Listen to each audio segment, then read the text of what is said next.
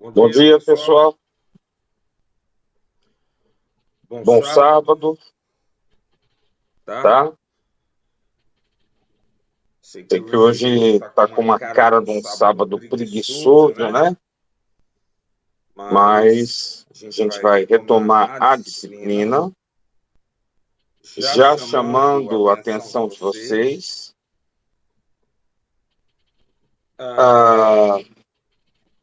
Na primeira aula, como definimos o contrato didático, né? Então, a gente já está entrando na fase do fim desse semestre, ok? Estamos já entrando na fase do final do semestre.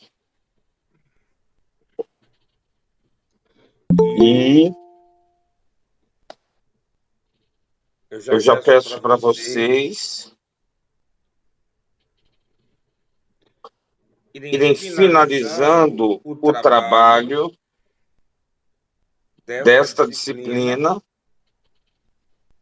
seja um artigo ou uma apresentação. Daqui 2 semanas, eu quero cobrar de vocês a apresentação deste trabalho, ok? Eu quero cobrar de todos vocês a apresentação desse trabalho, da disciplina. As aulas nossas ainda vão continuar por videoconferência, por um simples motivo. Nós somos uma disciplina tecnológica e usar a tecnologia faz parte da nossa discussão temática, ok? Inclusive, hoje, o tema que a gente vai abordar é sobre videoconferência, educação à distância. A gente vai falar dos momentos síncronos e assíncronos. E vamos falar também sobre as questões que passam pelo desenvolvimento cognitivo e o uso de computadores. Ok? Então, dos temas que a gente já apresentou aqui, a gente já vem apresentando, esse é um dos temas mais usuais. Eu vou pedir para o César só me avisar, caso chegue alguém, para que eu possa dar a introdução de alguém, porque colocando em tela cheia, a gente não consegue visualizar tudo, tá? E a ideia da discussão de hoje passa pela EAD, videoconferência e sincronia, EAD, ambiente virtual de aprendizagem e assincronia, integração entre recursos síncronos e recursos assíncronos, ambiente virtual de ensino, perspectivas síncronas e assíncronas e as considerações finais. Ok? Então, são os temas que a gente vai estar abordando hoje. Então, retomando, tá? A gente vai retomando aqui. A gente já falou sobre instrucionismo de Skinner, já falamos sobre o construcionismo de Papert, já falamos sobre o significacionismo, que envolve vários temas, constitui a significação dos significados por Ausubel, a fenomenologia educacional de Novak, tá? A definição de práticas educativas digitais de Amorim, as concepções sobre robótica educacional e práticas educativas digitais minha, tá? Esse significacionismo, ele significa um neo-instrucionismo? Significa um neoconstrucionismo? Depende, tá? Depende. A gente pode fazer num ambiente estruturas instrucionistas e construcionistas de participação. Mas lembrando que no instrucionismo temos a máquina de ensinar, e no construcionismo temos a máquina das crianças, no neo-instrucionismo nós temos uma ideia de máquina de ensinar e uma ideia também de máquina do usuário. Tá? Falamos muito pouco sobre a sequência FEDAT, que é uma metodologia sobre a atuação dos professores em momento de aula. Falamos sobre metodologias específicas de planejamento, como a engenharia didática, a engenharia pedagógica, quando a gente vai desenvolver produto. Falamos sobre metodologias de memória, como neurofeedback, associado às tecnologias digitais de informação e comunicação, a aprendizagem, a psicometria, as tecnologias digitais de comunicação e o Big Data, tá? E falamos também, tá? Falamos também sobre o desenvolvimento de habilidades, tá certo? Como a inteligência fluida, tá? Como a inteligência cristalizada, a memória e a aprendizagem, percepção visual, auditiva, habilidade de recuperação, velocidade de processamento cognitivo. Tá? Então, na inteligência fluida, a gente trabalha o raciocínio sequencial, a capacidade de indução, tá? De analisar vários casos e, a partir desses vários casos, chegar a uma conclusão científica. Falamos sobre o raciocínio quantitativo. Falamos também sobre a inteligência cristalizada, a importância da cultura do desenvolvimento linguístico, do conhecimento léxico e a compreensão e leitura. Falamos sobre experiência de aprendizagem, tá certo? Falamos sobre essa experiência de aprendizagem na extensão da memória, o quanto que a nossa memória se estende, as memórias associativas que nós criamos, tá? Essa associação de memórias, tá certo? Então, por exemplo, eu crio uma determinada senha, eu quero guardar a memória dessa senha. Fica mais fácil de guardar a memória dessa senha se eu associar essa memória a eventos que ocorreram na minha vida, tá? Minha vida, ela é única. Então, como ela é única, é mais fácil a gente se lembrar.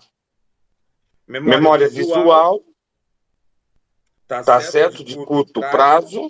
E essa memória de longo prazo também, tá?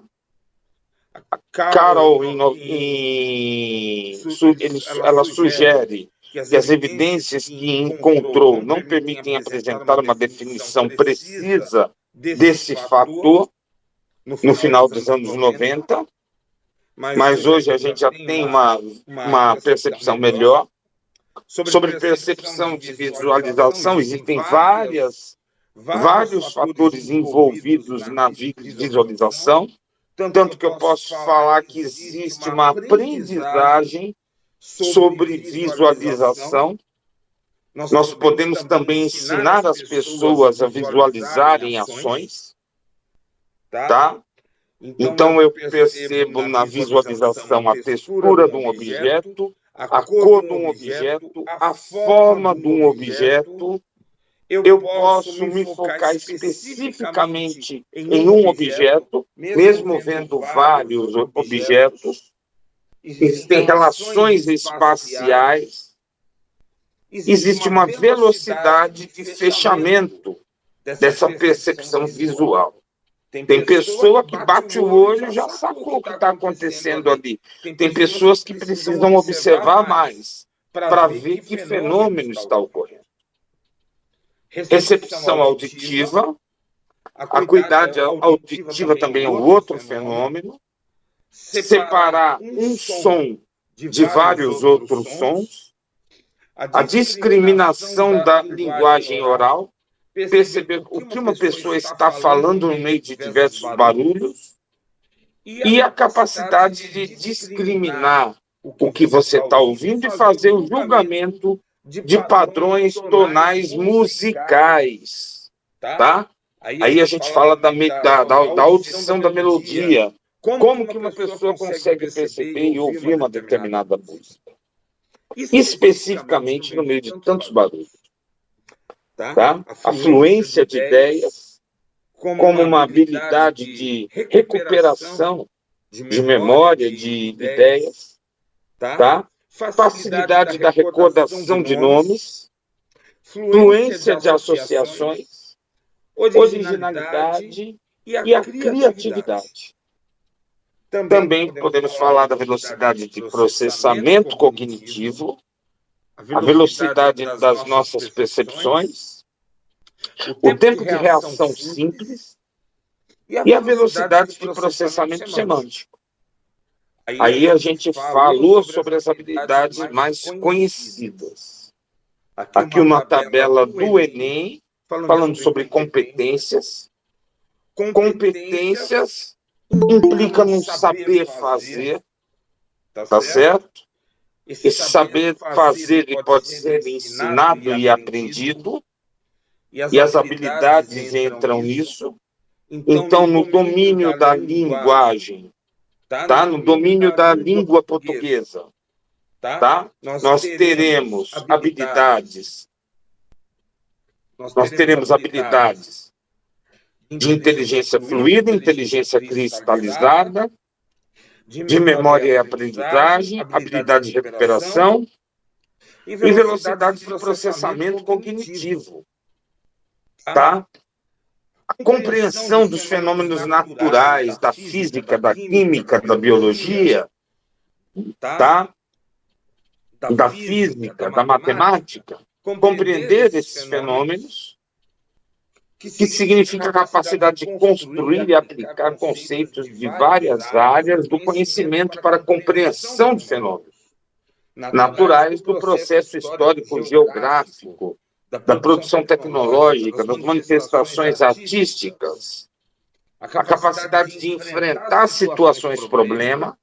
Eu estou com um problema para vocês, quanto tempo vocês levam para solucionar esse problema de forma em que nós possamos organizar, relacionar e interpretar dados e informações representados de diferentes formas para tomar decisões e enfrentar situações problema.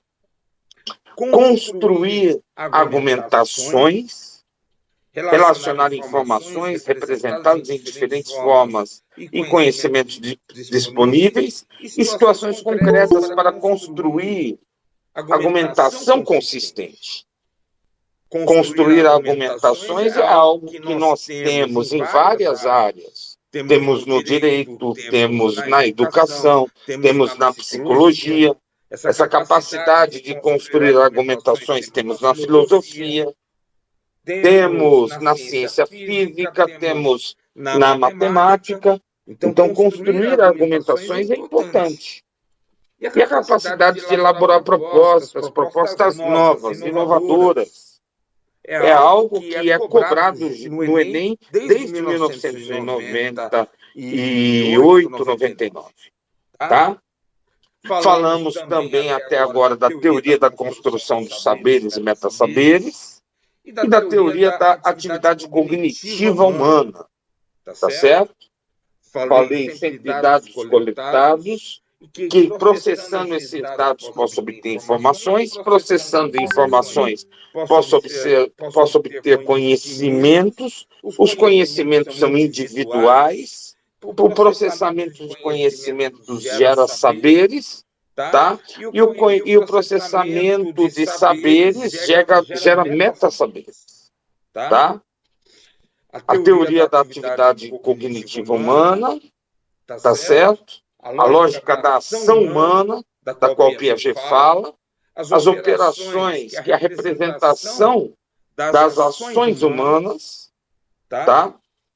É uma é a capacidade de operar humanamente. Perfeito, chegou a gente, né?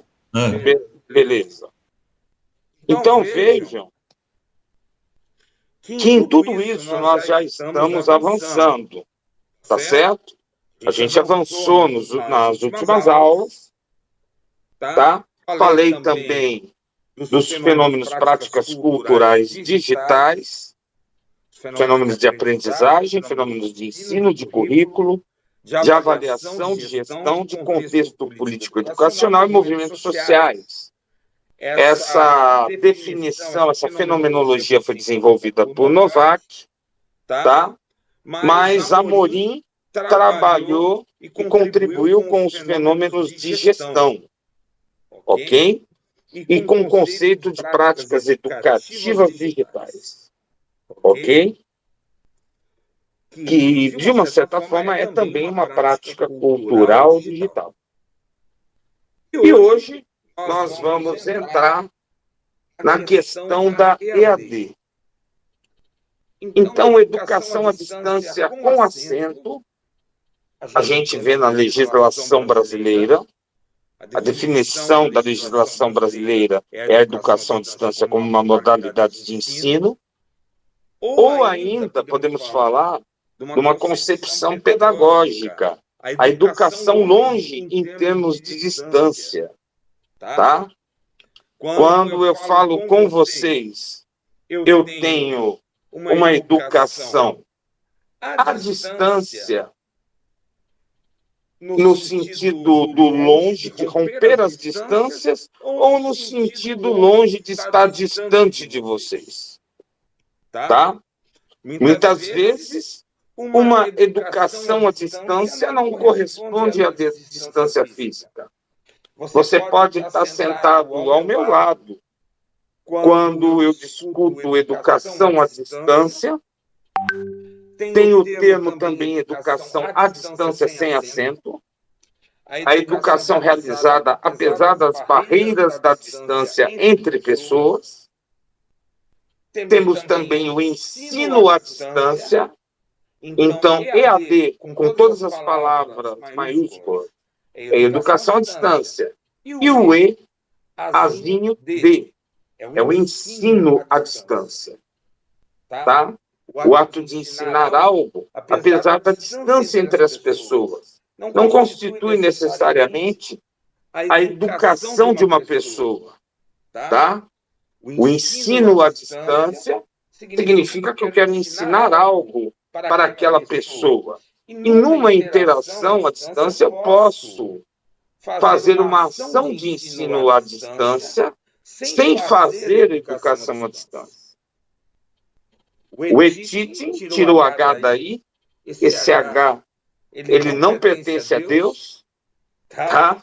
O e-teaching é o ensino com tecnologias educacionais, do termo teaching, sem esse H aí, tá? Esse H não é de Deus, tá? E o learning, aprendizagem com tecnologias digitais. Aprendizagem com tecnologias digitais é diferente de teaching, sem o H, tá? Que é o ensino com tecnologias digitais. Ok?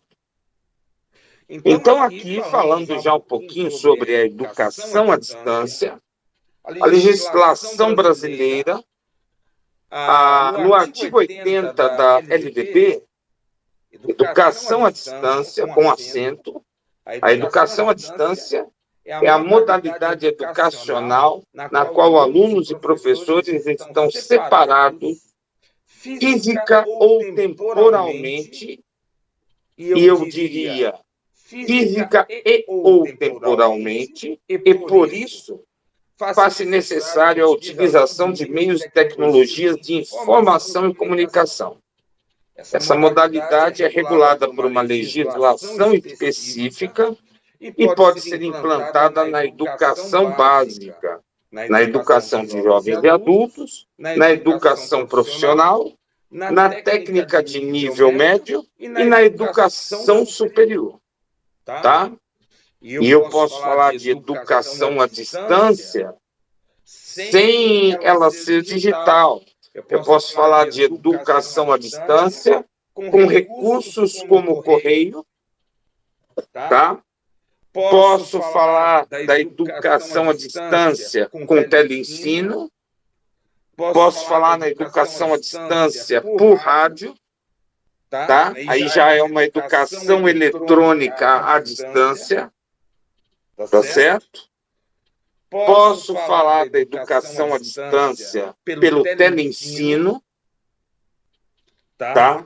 E aí já temos a educação à distância eletrônica por ferramentas televisivas, exemplo, telecurso, e o nosso sistema de ensino aqui no Ceará, que ficou conhecido como teleensino, que constitui um sistema de ensino, tá? Não é só uma tecnologia tele, ok?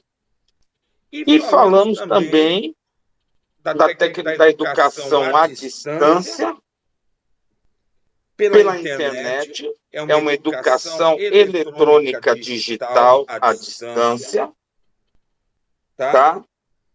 Que pode ser por recursos formais ou recursos informais, tá?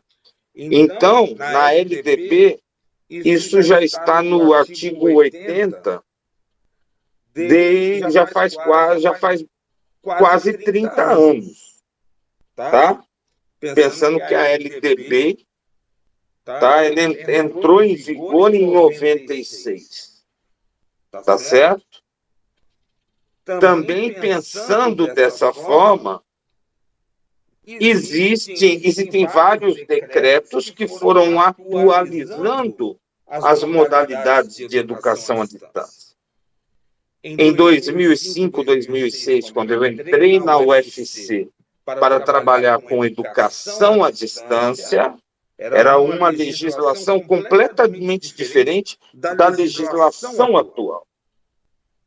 Então, nesse sentido, a educação à distância com acento, ela é parte da nossa legislação brasileira, tá? Então, ela é uma modalidade de ensino. Então, aqui na LDB 9394/96, na LDB EAD, no artigo 80 da LDB, fica claro que os governantes devem promover a educação à distância quando diz: o poder público incentivará o desenvolvimento e a veiculação de programas de ensino à distância em todos os níveis e modalidades de ensino e de educação continuada. Então, parágrafo 1º, a educação à distância, organizada com abertura de regimes especiais, será oferecida por instituições especificamente credenciadas pela União. Instituições credenciadas pela União, nós tivemos em 97 a Federal do Pará e a UFC. Em 97, já estavam devidamente credenciadas. Mas no caso da UFC, começou a ofertar cursos à distância somente entre 2003 e 2004, tá? E nós começamos a ter formação à distância em 2006, 2007. Tá? Então, parágrafo 2º, a União regulamentará os requisitos para a realização de exames e registros de diploma relativos a curso de educação à distância. Parágrafo 3º, as normas para produção, controle e avaliação de programas de educação à distância e a autorização para sua implementação caberão aos respectivos sistemas de ensino, podendo haver cooperação e integração entre os diferentes sistemas. Parágrafo 4º, a educação à distância gozará de tratamento diferenciado que incluirá custos de transmissão reduzidos em canais comerciais de radiodifusão sonoras, de sons e imagem. Segundo, concessão de canais com finalidade exclusivamente educativa, reserva de tempo mínimo, sem ônus para o poder público, pelos concessionários de canais comerciais. Tá certo? Então, com base nesses elementos, já aconteceu que várias instituições conseguiram rádios e TVs universitárias a partir dessa lei e desse parágrafo 4º. Tá? Podemos falar também de educação à distância, educação bem longe no sentido que é uma educação para romper a distância. Para isso, podemos rever alguns conceitos, como interação, tá? A ideia da máquina de ensinar, computador é o professor, conteúdos vêm do computador, e a correção automática vem do trabalho do professor. E aí, hoje nós já temos, né, a máquina de ensinar assistido pela inteligência artificial. É uma abordagem tradicional, a abordagem instrucionista. Essa abordagem foi feita por Watson, por Skinner, está associada ao behaviorismo. O computador como ferramenta para a autoria, para a construção de projetos, para a participação. Tá?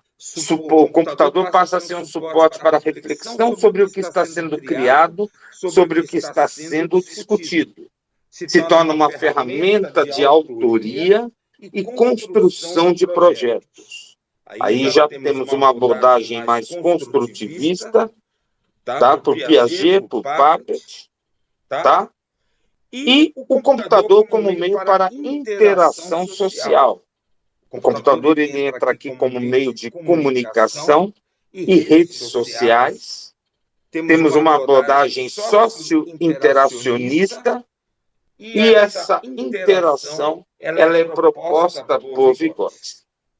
Tá?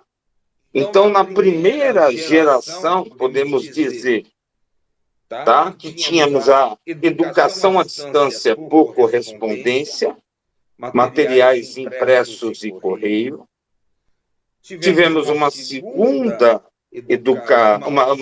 geração da educação à distância, a teleeducação, televisão, rádio, videocassete, telefone, tá?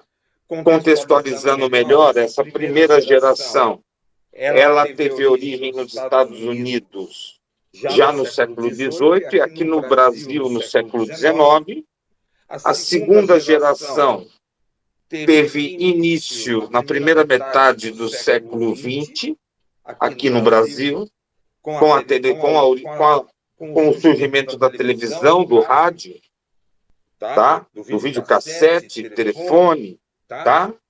A terceira geração é a educação à distância mediada pelas tecnologias de informação e comunicação, tá? Conectados em rede, tá? Então, essa terceira geração é a geração de 20 anos atrás, já do uso da internet, e agora estamos vivendo um momento de quarta geração, tá? Nessa quarta geração, tá?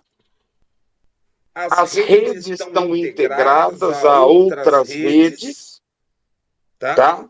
E nós podemos ter um contato dessas redes, entre essas redes, em rede também. Ok? Alguma pergunta, pessoal? Não, só colocar aí, complementar Historicamente, né, começou no Instituto de Boston, né, após a Revolução Industrial, para ter crescimento econômico, um dos recursos utilizados foi a educação à distância, né? E também pela guerra, né? Que eles formaram muito técnicos em enfermagem através das rádios, né? Sim, E aqui no Brasil começou esse processo na década de 10 do século passado.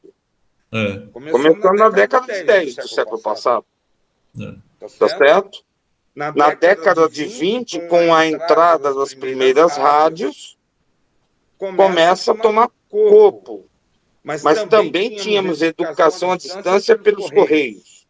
O Instituto Universal Brasileiro. Sim, não só o Instituto Universal Brasileiro, mas tínhamos outras instituições que já trabalhavam à distância. Tá? Mas veja que a educação à distância, devido ao nosso tamanho territorial, tá? Ela vai ser importante para cobrir todo o território nacional. Tá? Seja uma educação à distância, tá? Por anotações, via satélite, pela internet, pela televisão. Então, a questão do alcance dessa educação à distância foi importantíssimo, tá certo? Foi importantíssimo. Minha mãe foi uma frequentadora da educação à distância. Ela trabalhou com o telecurso do ensino fundamental e do ensino médio. Após ela ter se separado, tá certo? Ela trabalhou com esses telecursos, ela ia fazer exames, tá certo? Fosse lá em São Paulo ou fosse aqui no Ceará. O telecurso, ele foi importantíssimo para formar milhares de brasileiros, tá certo? Exato. Então, foi um exemplo que foi adotado já no final do século XX, tá? Para pessoas que estavam fora de faixa educacionalmente, tá?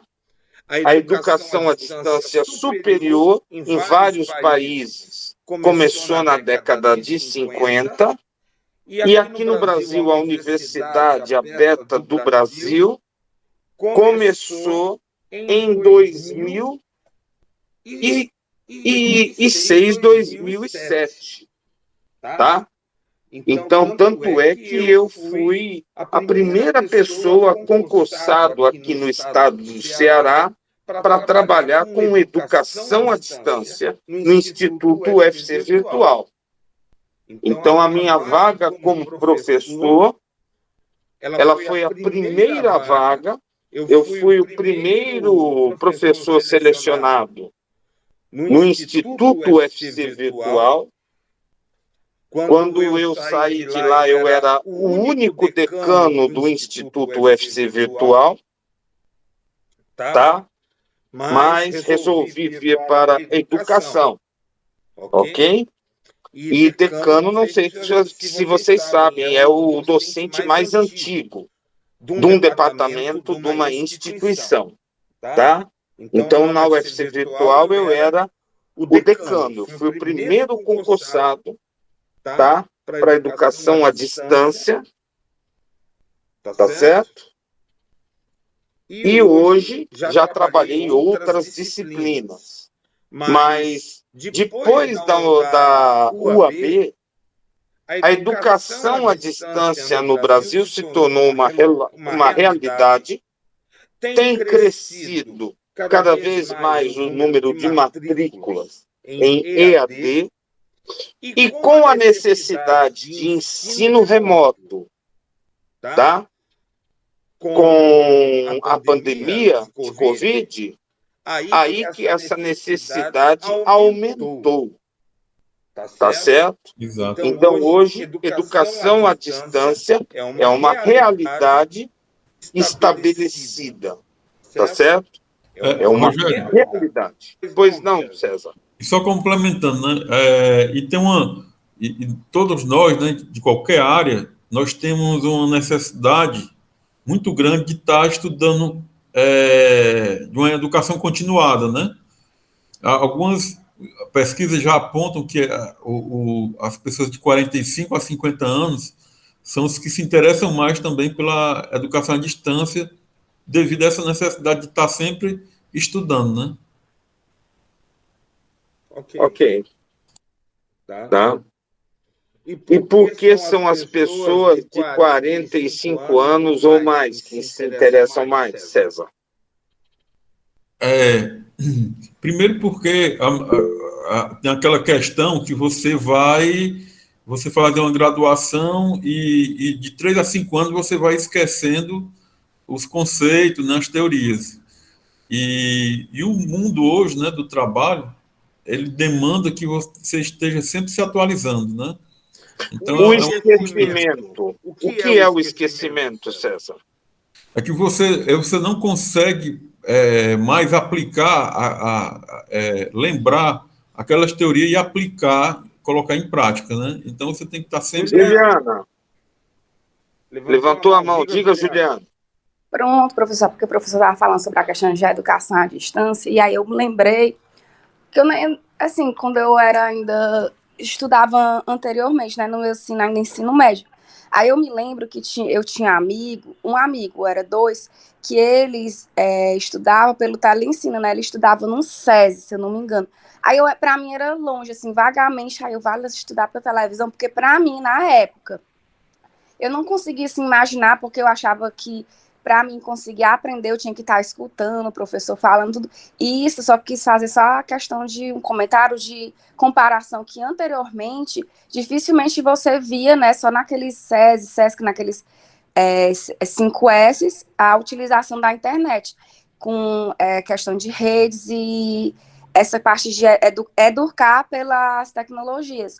E aí hoje já é uma necessidade, já virou o oposto, que aí o professor falou, né, sobre a questão do início e tudo, aí eu me lembrei e eu ficava na minha cabeça pensando, porque como meu ensino foi todo até o ensino médio, eu comecei a ver mais a questão da aplicação das tecnologias na faculdade, aí eu ficava me perguntando como é que a pessoa conseguia aprender, né, sobre a questão pela televisão, que não tinha muita questão de interação, e aí você vai acrescentando, né, as suas aprendizagens, e principalmente agora pós-pandemia, agora a gente já não consegue mais viver sem as tecnologias no mundo atual. Só porque eu me lembrei desse fato. Perfeito. E aí eu vou fazer um questionamento já para vocês todos. Por exemplo, havia um preconceito muito grande à educação à distância e ainda há esse preconceito.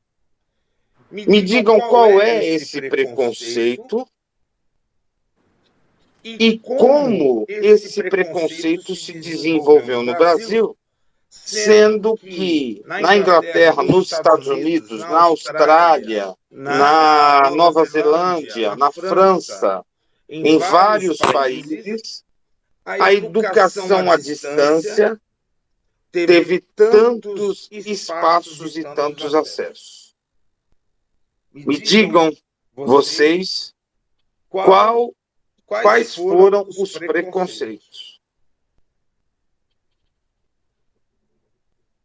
Me digam vocês.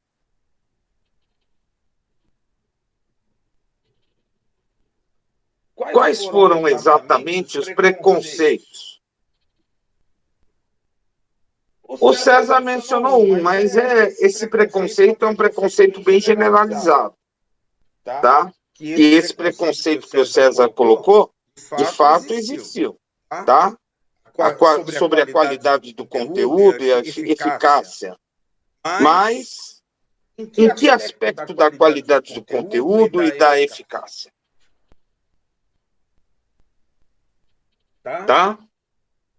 Ou você colocou isso só para provocar discussão? Exatamente, só para provocar, né? Mas.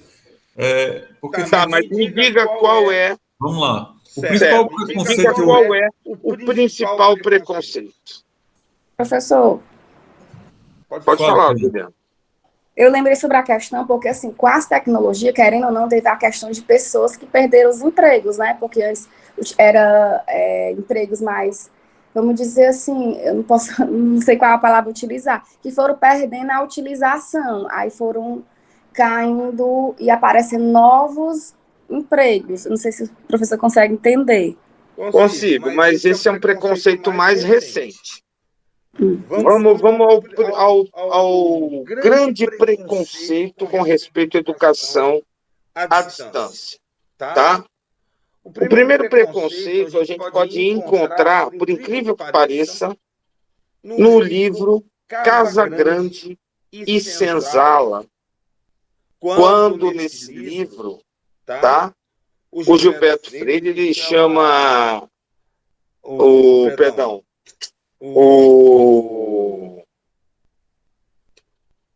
Gilberto Holanda, ele chama a atenção em Casa Grande e Senzala, tá?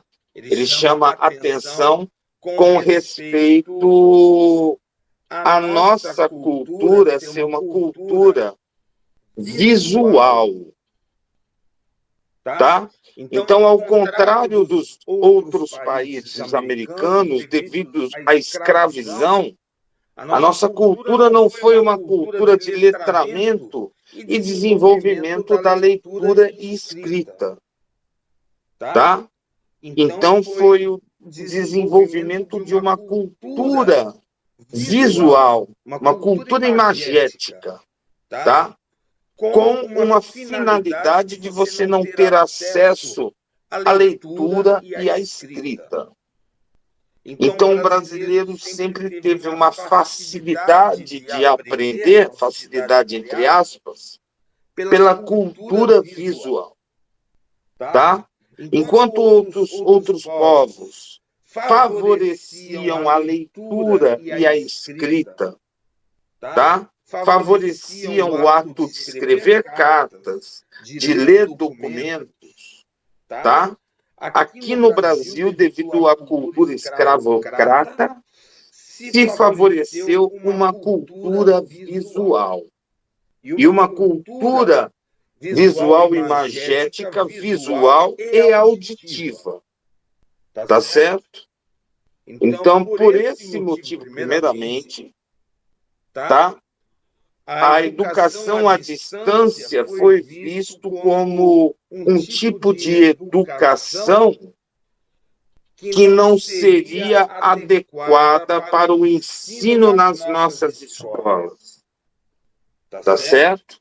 Então, esse primeiro preconceito ele vai surgir por essa postura favorecida pelo escravismo. Pense que a primeira Universidade das Américas, tá? Ela é do século XVII, é de 1620, 1630, tá? Foi uma universidade que foi desenvolvida na Espanha, tá certo? E aqui no Brasil, nós viemos a ter uma definição de educação básica, tá? Somente no século XX, tá certo?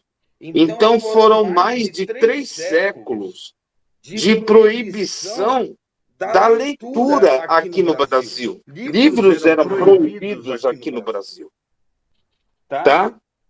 Então, a educação à distância, ela só começa a ter entrada no Brasil no século XX, tá? No Brasil República, tá certo? E só começamos a ter a presença da educação à distância na década de 10 do século XX, tá certo?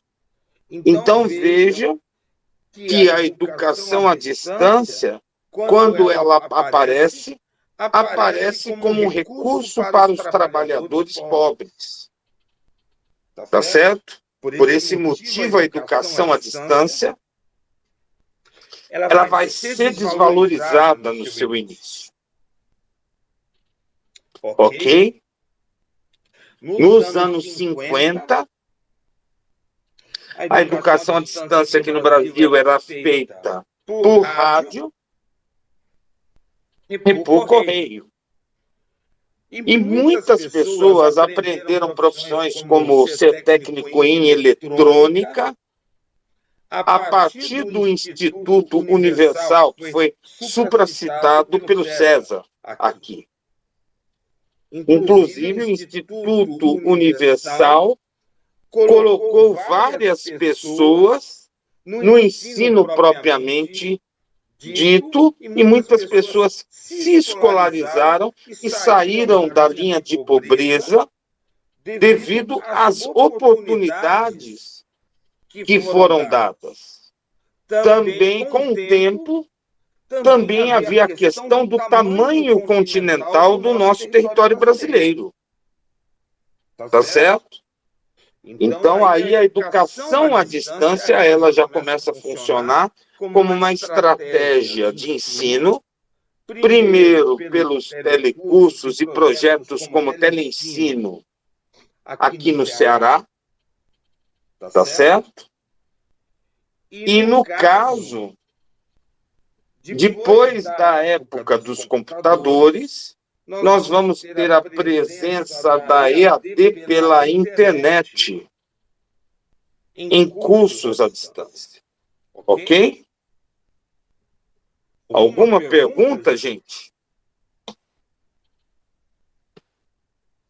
Então, aqui, eu já estou mostrando uma ferramenta que eu ajudei a desenvolver num projeto do qual eu participei no Laboratório Multimeios em 2001. Tá? Aqui já era a ideia de ferramenta de videoconferência. Aqui nós usávamos o software NetMeeting e nós integrávamos a uma plataforma web com software em Java para poder fazer a manipulação das construções geométricas, num curso que nós preparamos para trabalhar. Essa é a ferramenta GeoMeios, só ela. E aqui a ferramenta GeoMeios integrada ao recurso, que utilizamos ao integrar o NetMeeting, que era uma ferramenta do Windows, que permitia no máximo 2 pessoas à distância. Era um sonho a gente poder colocar 5, 6, 7, 10 pessoas, 20 pessoas. Tá? Ontem terminou um curso para o mestrado do meu aluno, o Toninho. Ontem nós terminamos um curso sobre o uso de webconferência, usando o Meeting. Mas aqui é uma ferramenta de videoconferência, o NetMeeting, e aqui temos exemplo do ensino síncrono. Tá certo? Então vamos lá. Ferramentas síncronas do EAD são aquelas em que é necessária a participação do aluno e professor ao mesmo instante no mesmo ambiente. Neste caso, virtual o ambiente. Assim sendo, ambos devem se conectar no mesmo momento e interagir entre si de alguma forma para concluírem o objeto da aula. A interação não é requisito de conclusão, mas os professores sempre podem solicitar alguma colaboração dos alunos.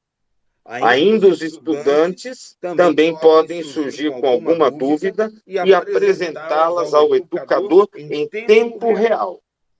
Exemplos de ferramentas síncronas. Um chat é uma ferramenta síncrona, porque ela permite o bate-papo em tempo real. Uma videoconferência é uma ferramenta síncrona, tá? Uma webconferência pode ser uma ferramenta síncrona. tá? Quando a gente fala de eventos síncronos, a gente fala de eventos em tempo real, tá? A webconferência, que a gente está trabalhando agora com ela, tá? Pelo Google Meet ou pelo Jitsi, tá? As webconferências são exemplos claros de aula, EAD, em ferramentas síncronas, acontecem com horário marcado via transmissão online. Normalmente o aluno tem acesso a um link ou portal em que assiste a aula no exato momento em que ela é transmitida. As webconferências podem ser no formato de videoconferências, audioconferência ou teleconferência. Independente do formato escolhido, também há possibilidades de gravar a aula para que ela seja assistida ou escutada novamente depois, de maneira assíncrona. Ok? O webinar, no caso, o que o webinar vai ter que as outras ferramentas não têm? Vai ter a sala de chat, tá? Os chats ou salas de bate-papo são plataformas em que são trocadas mensagens em tempo real. Podem ser usadas no âmbito educacional e também para aumentar a interação, tá? E pense que interação eu tenho com as máquinas, tá certo? A interação eu tenho com máquina, tá? Agora, a interatividade eu tenho com pessoas, ok? O chat ele pode permitir maior interação com o computador e maior interatividade entre pessoas, ok? Vamos lá. EAD, AVA e ferramentas assíncronas. Então, aqui são exemplos de AVAs que são utilizados em dispositivos celulares. Os AVAs aqui são ambientes assíncronos, como o ambiente Moodle, tá? E no ambiente Moodle eu vou ter conteúdos digitais, posso ter questionários, posso ter fóruns, tá? São ferramentas assíncronas que eu posso ter. Posso colocar até uma ferramenta assíncrona para funcionar no Moodle, tá certo? Aqui é o nosso Moodle do LabPan. Aqui é o curso de formação de professores para videoaulas. Nós temos ferramentas de fórum, ferramentas de conteúdo, ferramentas de chat, ferramentas de acesso a vídeo, questionário e temos uma pasta pessoal, tá certo? Diferentemente das ferramentas síncronas, as ferramentas síncronas de EAD são aquelas consideradas desconectadas do momento real e ou atual. Ou seja, não é necessário que os alunos e professores estejam conectados ao mesmo tempo para que as tarefas sejam concluídas e o aprendizado seja adequado. A principal diferença entre as ferramentas síncronas e assíncronas é que a segunda oferece maior liberdade, tanto aos alunos quanto aos tutores. Isso porque permite que os indivíduos desenvolvam o aprendizado de acordo com o seu tempo, tá? A gente pode considerar também que um canal de videoaulas no YouTube é uma ferramenta síncrona, tá? Você pode colocar comentários e perguntas depois nessas ferramentas e eles podem ser comentados pelo autor. A principal diferença entre ferramentas síncronas e assíncronas é que a segunda oferece maior liberdade tanto aos alunos quanto aos tutores. Isto porque permite que os indivíduos desenvolvam aprendizado de acordo com seu tempo, horário e local preferido para aprendizado. Também, aos professores, permite que gravem aulas e não precisem estar online no momento exato. Ok? Integração entre recursos síncronos e assíncronos nos ambientes virtuais de aprendizagem e virtuais de ensino. Aqui um exemplo é o ambiente Teleduc, tá? O ambiente Teleduc, eu posso ter material de apoio, posso ter atividades, leituras, mural, fórum de discussão, bate-papo, correio, grupos, perfis, diário de bordo, portfólio, posso ter todas essas ferramentas, tá? E aqui as aulas, como podem ser colocadas no material de apoio, tá certo? O Teleduc é um ambiente virtual de aprendizagem de ensino desenvolvido por professores e para professores, já está descontinuado e o único local onde eu vejo funcionando ativamente é no laboratório Multimeios, tá? E as considerações finais, tá? As considerações finais, eu botei a foto de um ambiente aqui, tá? Mas quais são as considerações que nós podemos ter quanto à apresentação de hoje? Tá? Quais são as possibilidades que podemos ter? Ok, gente? Quais são as possibilidades? Tá? Eu tenho ferramentas. Existe a possibilidade de trabalho em tempo real. Existe a possibilidade do trabalho em tempo diferenciado. Tempo e espaço vão ser duas percepções espaciais e temporais que vão fazer parte também da nossa interpretação psicológica das coisas. Então, eu posso ter uma interpretação psicológica desses elementos.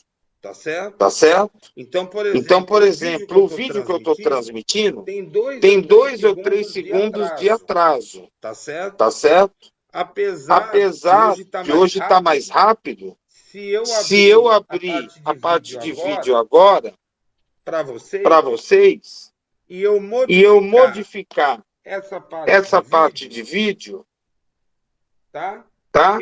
Eu levantei a mão nesse instante, apareceu nesse instante. Tudo bem, tá rápido hoje. Só para me contradizer, ele tá rápido. Mas nessa câmera que é mais lenta, em 30 minutos, como esse funcionamento, ela começa a acumular frames e começa a ficar mais lenta.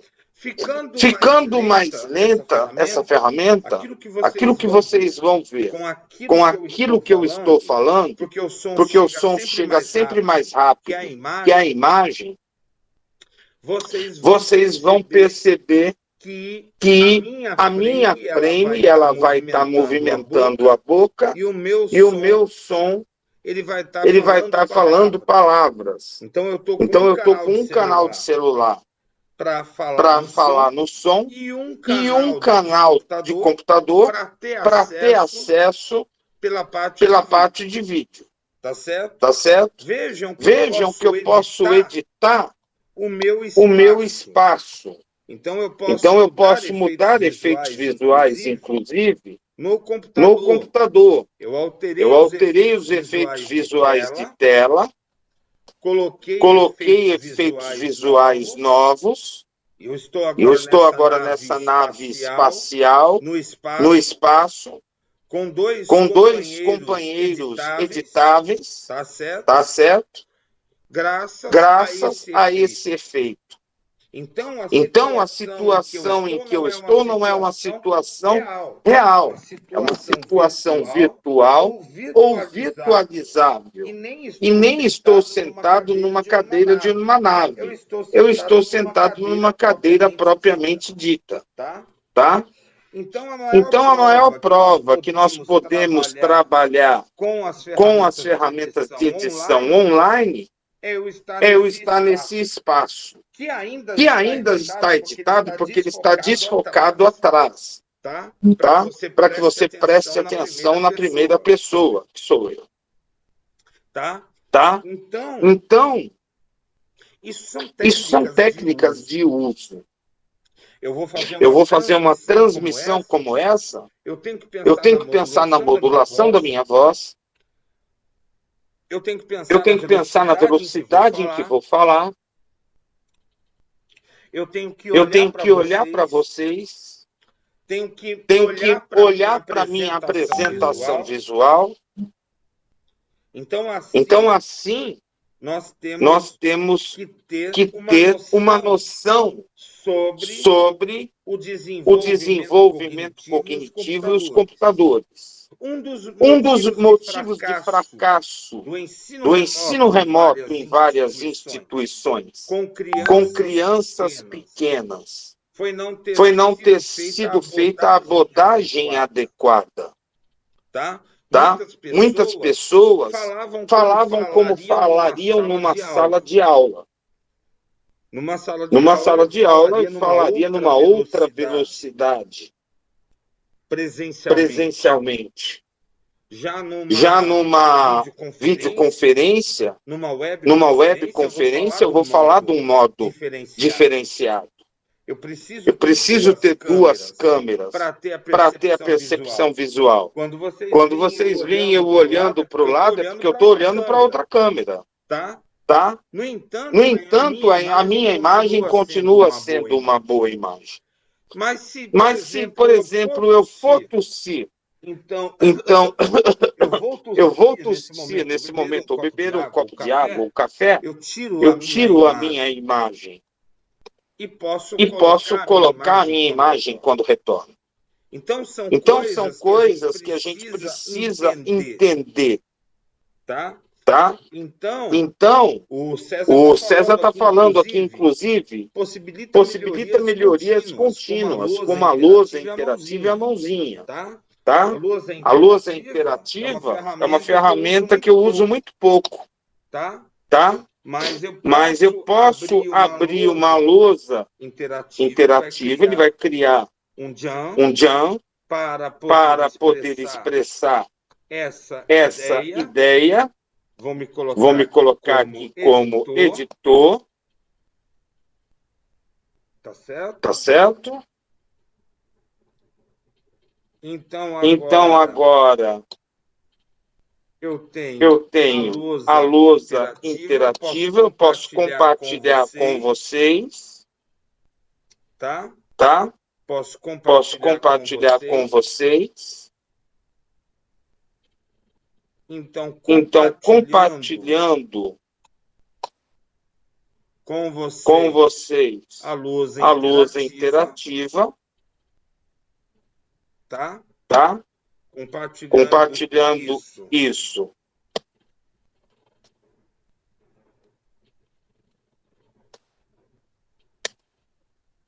Então agora eu tenho essa ação sendo realizada, eu posso colocar as ferramentas, posso até produzir um determinado esquema, assim como eu posso ficar testando e riscando neste artefato.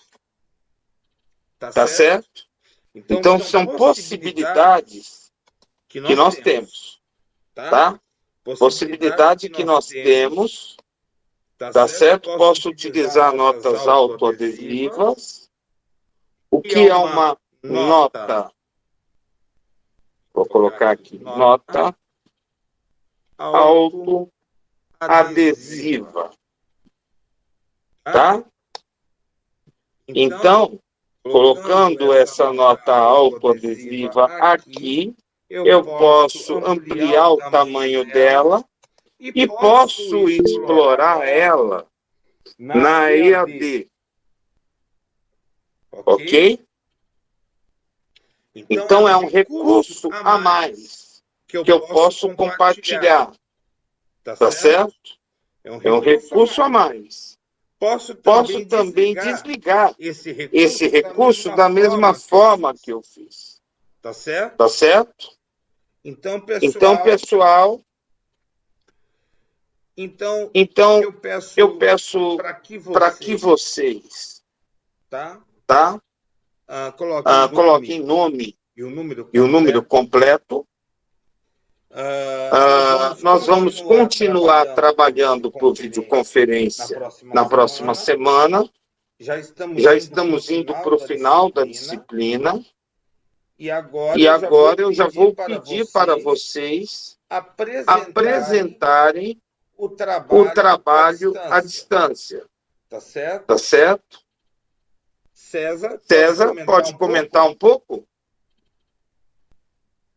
Sim, né? Para dizer que eu já peguei a presença de todos, né, que estão aqui na sala e disponibilizar para ajudar, caso alguém precise de alguma ajuda nos trabalhos, eu posso ajudar também, principalmente com artigos, né? Então, estou à disposição aí de vocês.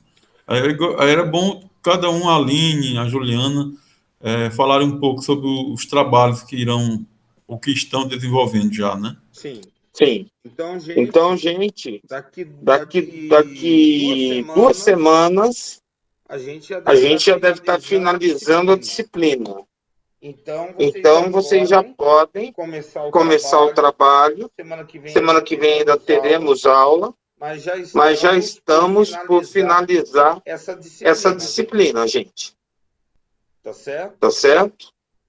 Então, agora eu vou finalizar a aula em 5 segundos. Tá? As perguntas vocês podem fazer para o César no grupo do WhatsApp. E por hoje é só.